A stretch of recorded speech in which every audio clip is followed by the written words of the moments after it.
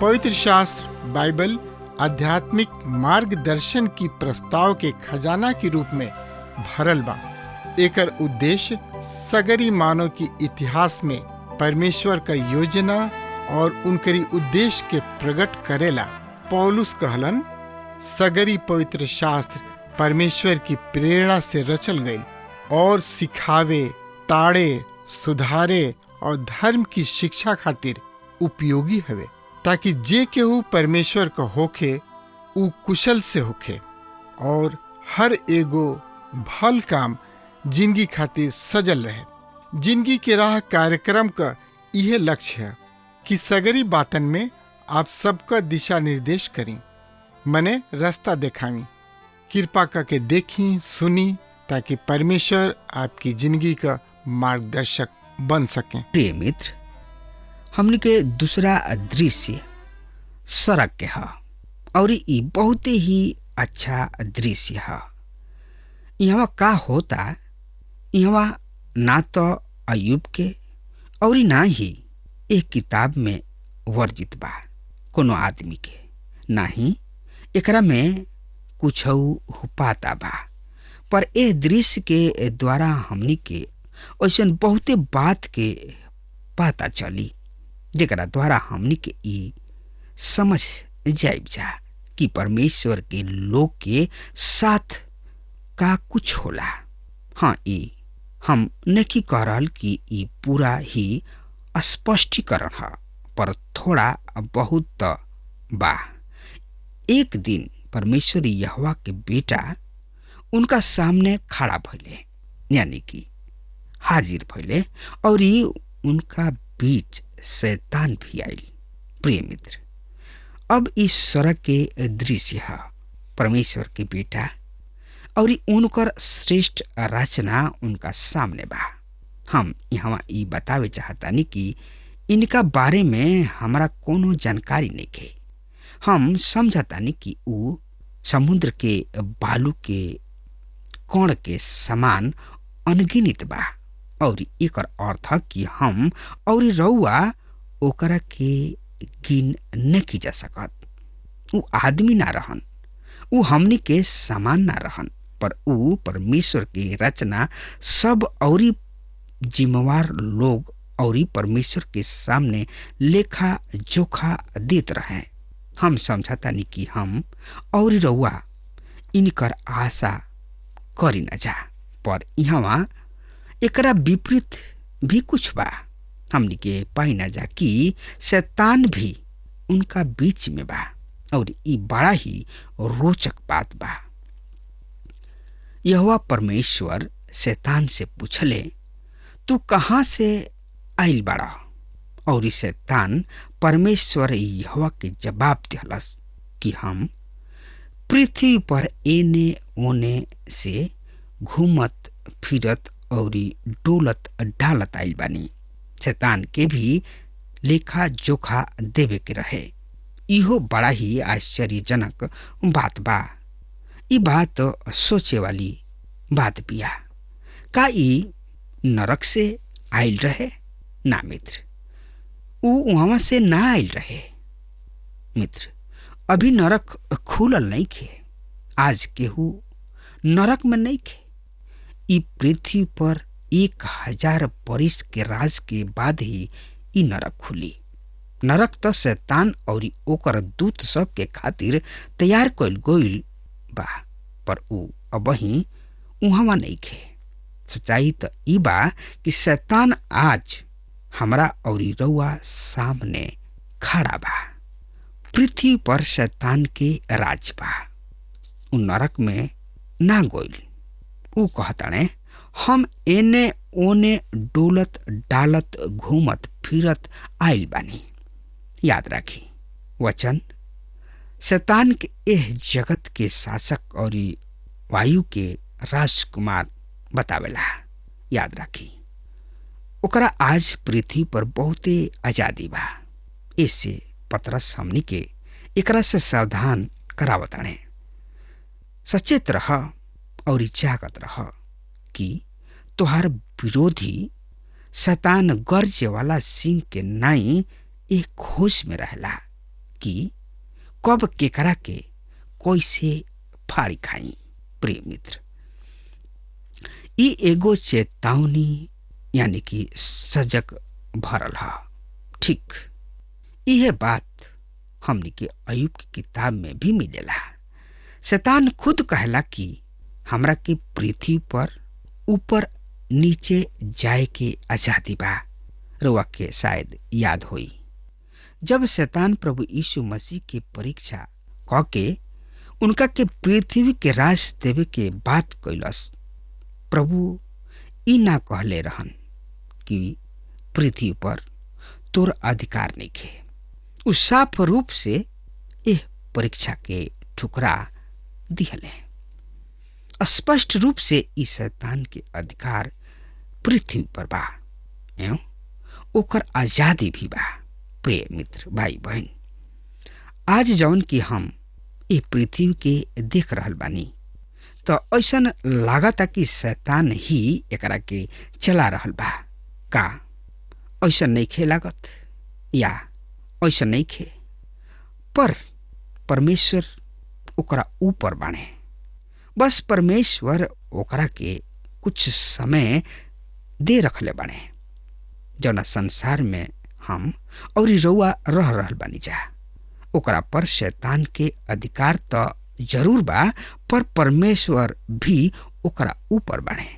हमनी के ओकरा पर जय पावे के बा और ई जय विजय केवल मेमना के खून द्वारा ही मिल सकता। ई एगो बड़ा ही भेद बा बानु। ई विचार करे युग बात आज के युग के विचार से अलग बा। प्रिय मित्र, यहोवा परमेश्वर शैतान से पूछले, का हमरा दास अय्यूब पर ध्यान कबहू देले बड़ा?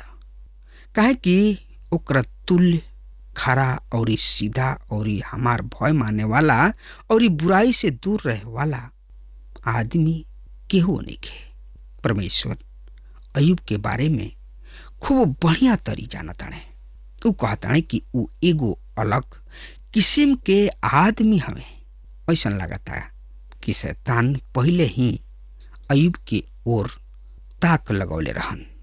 ऐसा निष्कर्ष में शैतान के अगला कथन से निकल पौले बानी। शैतान परमेश्वर यहोवा के जवाब दिहलस, का अय्यूब परमेश्वर के भय बिना लाभ के मानता? का तू ओकर और ओकरा घर के और जवन कुछ उनकर बा ओकरा चारू ओर बड़ा नइखा बनले? तू तो ओकरा काम पर बहुते आशीष देले बड़ा और ओकर संपत्ति देश भर में फैल गइल बा। अब तो प्रत्यक्ष रूप से शैतान अय्यूब के पावे के कोशिश करत रहे और ई जान चुकल रहन कि ऊ ओकरा तक नहीं कि हम पहुंच सकत, जेकर कारण रहे ओकरा चारू ओर बान्हल गोइल बाड़ा परमेश्वर से कह रहल बा कि तू तो ओकरा चारू ओर बाड़ा बनले बाड़ा, ए कारण से हम ओकरा के छू भी नहीं खी सकत। प्रिय मित्र भाई बहन, आज हर एगो विश्वासी के चारू ओर बाड़ा बनाइल बा और हम नहीं सोचत कि बिना परमेश्वर के इजाजत के बिना परमेश्वर के भक्त के केहू छू ले। और यदि परमेश्वर इजाजत दे भी देताणे तो ऊ उनके उद्देश्य के खातिर होई। एक किताब के द्वारा इहे हमने के सीखतानी जा मित्र। तो एकरा बारे में जानकारी खातिर रुआ हमरा संगे आपन पवित्र शास्त्र बाइबल निकाल ली और जकरा के ने पवित्र शास्त्र बाइबल नहीं खे उ कृपया ध्यान लगा के सुने और पवित्र शास्त्र बाइबल खातिर लिखे हम पूरा कोशिश करब भेजे खातिर। पर जेकरा किने पवित्र शास्त्र बाइबल बा वो कृपया हमरा संगे निकाल ले। अयुब के किताब 2 अध्याय 1 पद इस तरी से बता रहा बा। फिर एक औरी दिन यहोवा परमेश्वर के बेटा ओकरा सामने उपस्थित भइले और शैतान भी उनका साथ यहोवा के सामने हाजिर भइल। प्रिय मित्र, परमेश्वर द्वारा बनावल गोइल स्वर्गदूत अपना लेखा देवे खातिर जमा भइल। मित्र, ध्यान दही, यहाँ ओहनी लोग के भी परमेश्वर के सामने लेखा जोखा देवे के बा। ये दिन हमनियों के भी परमेश्वर के आपन आपन लेखा जोखा देवे के बा। ये बात भी ध्यान दही कि मसीही सब के भी मसीह के न्याय के आसन के सामने खड़ा होके के बा और हमनी के वहाँ भंडारी पन के लेखा चोखा देवे के बा। विश्वासी होखला के नाते हमनी के बड़ा ही उजर न्याय आसन के सामने खड़ा नहीं के होके के। प्रकाशित वाक्य 20 अध्याय 11 से 15 पद में लिखल बा। यहाँ अविश्वासी भी लेखा दी हैं आपन, अर्थात सब लोग परमेश्वर के सामने लेखा जोखा देवे के बा। श्रोता मित्र भाई बहन, याद राखी वो परमेश्वर यहोवा हमें हम आजाद नहीं की। हमनी के चारों ओर ई चिचियाइल सुनी न जा। हमनी के आजादी चाहिए। हमनी में से कितना लोग स्वतंत्र यानी कि आजाद बने? का एगो टिड्डी आदमी से ज्यादा ऊंचा कूद सकेला? अपना ऊंचाई से भी ज्यादा। यदि हमनी के टिड्डी के समान कूद सकत रही जाए तो हमनी के उच्च मंजिल इमारत के भी फांद जैती जा। हमनी के उनकर सृष्टि है जा। वो हमनी के सृष्टि करता हमें। हमनी के सबके उनकरा सामने लेखा देवे के बा। जब सब स्वर्गदूत उनका सामने लेखा देवे लगले तो देखी वहाँ शैतान के भी आवे के पड़ल। वो परमेश्वर के अधिकार क्षेत्र से परे नहीं खे।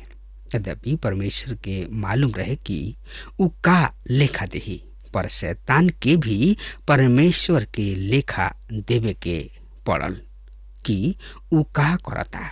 मित्र, तो यही अयूब की किताब के 2 अध्याय 3 पद एह तरी से बतावता सुनी। यहोवा परमेश्वर शैतान से पूछले, ते कहवा से आइल बाड़े? शैतान यहोवा परमेश्वर के जवाब दिहलस, एने ओने से घूमत फिरत और डोलत डालत आइल बनी। प्रिय मित्र, दूसरा शब्द में शैतान पृथ्वी पर आपन काम कर रहल बा। ऊ पृथ्वी पर आपन राज चला रहल बा। ऊ ऐसन काम अभी भी कर रहल बा। प्रिय भाई बहन, आपन चारों ओर आंख उठा के देखी, ये संसार के चला रहल बा। 3 पद में ये तरी परमेश्वर यहोवा शैतान से पूछत अड़े।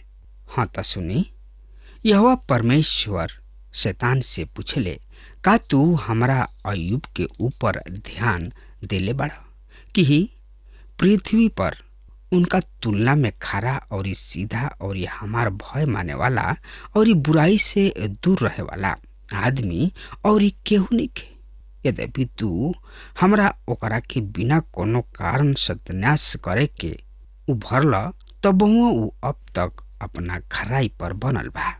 प्रिय मित्र, ये अस्पष्ट रूप से बतावता कि जवन कुछ अयूब के साथ शैतान परमेश्वर के इजाजत से कैलस ओकरा में अयूब के कोनो दोष ना रहे। लोग अक्सर कहलन कि परमेश्वर आखिर ऐसा काहे होके दिहले। शायद ई जवाब परमेश्वर के ओर से बा।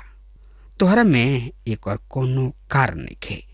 हम तोहरा के थप्पड़ नहीं मार रहल, ना ही दंड दे रहल बानी। हम तो केवल तोहरा के अपना किने खींचे चाहतानी। वो अयुब के साथ भी इहे कइलन। ई अयुब के बिना कोनो गलती के कारण भइल। ऐसन बहुते हाली होला हमनी के कोनो विश्वासी के ओर अंगुरी उठा के कही न जा कि परमेश्वर ओकरा के दंड दे रहल बाने, वो अपना काम के सजा भोग रहल बा। प्रिय मित्र, हो सकता है एकरा में कुछ भी सच्चाई ना होखे। हो सकता परमेश्वर ओकरा के परखत होखस। शायद हम यह जोग नहीं खी कि वो हमनी के अतहत तथा अतना बड़ समस्या में आवे देस। अगर हम स्पष्ट रूप से कहीं कि हम अयुब के तरी परीक्षा में गोइल पसंद ना करब, परमेश्वर शैतान के ध्यान फिर अयुब के तरफ खींच रहल बने। प्रिय श्रोता मित्र भाई बहन, एकरा बारे में जानकारी खातिर वह हमरा संगे अपन पवित्र शास्त्र बाइबल निकाल ली। हाँ, तो उनमें देखी अयुब की किताब 2 अध्याय 4 पद से लेके 6 पद एह तरी से बतावता। सुनी ध्यान से। शैतान यहोवा परमेश्वर के जवाब दिलस, खाल के बदले खाल, वरन प्राण के बदले आदमी आपन सब कुछ दे देले। अब तू केवल आपन हाथ बढ़ा के ओकर हड्डी सब तथा ओकरा मांस के छुअब, उ तोहरा मुंह पर तोहर निंदा करी। यहोवा परमेश्वर शैतान से कहले, सुन, उ तोरा हाथ में बा, केवल ओकर प्राण छोड़ दी है। रुआ देखी कि यह बात से स्पष्ट हो जाता कि शैतान के हमनी के सबके बारे में मालूम हो जाता। हमनी के हथियार एक साथ बा और हमनी के जिंदगी में कमजोरी बा, उ निश्चित कमी है। जब हमनी के कुछ परेशानी होला तब हम सब के दर्द होला, पर परमेश्वर हमनी के प्रतिज्ञा देले बाड़े। 1 कुरिन्थियों 10 अध्याय 13 पद में, तू कोनो ऐसन परीक्षा में मत पड़ जौन की आदमी के सहला से बहरी बा, और परमेश्वर सच्चा हमें उ तोहरा के सामर्थ से बहरी परीक्षा में पड़े ना दी है, वरन परीक्षा के साथ साथ निकास भी करी है कि तू सह सका। परमेश्वर हमनी के सहला से बहरी परीक्षा में ना पड़े दी है। हमनी के ई बात पक्का तरी से समझ लेवे के चाहिए। प्रिय मित्र, रुआ कतही भी होखी, कोनो भी प्रकार की समस्या में काहे ना गुजरत होखी, परमेश्वर रुआ के संभाले खातिर तत्पर तथा हरदम तैयार बने।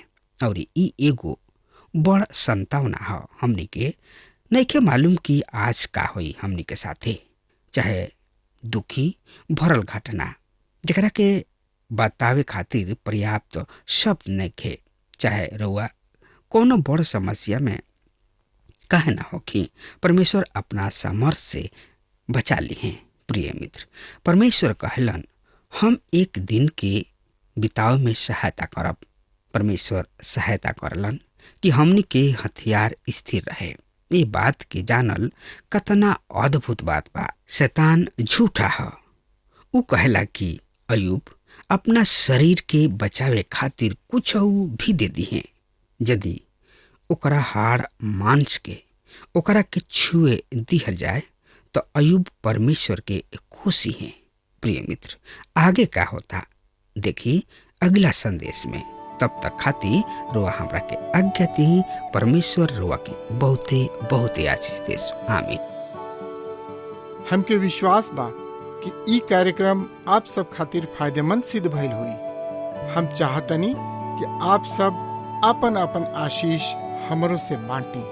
अगर आप सबके लगे बाइबल से चाहे आपकी निजी जिंदगी से क्यों सवाल होके, चाहे क्यों समस्या खातिर प्रार्थना करावे चाहतनी, तो हमारी फोन नंबर पर जरूर संपर्क करें।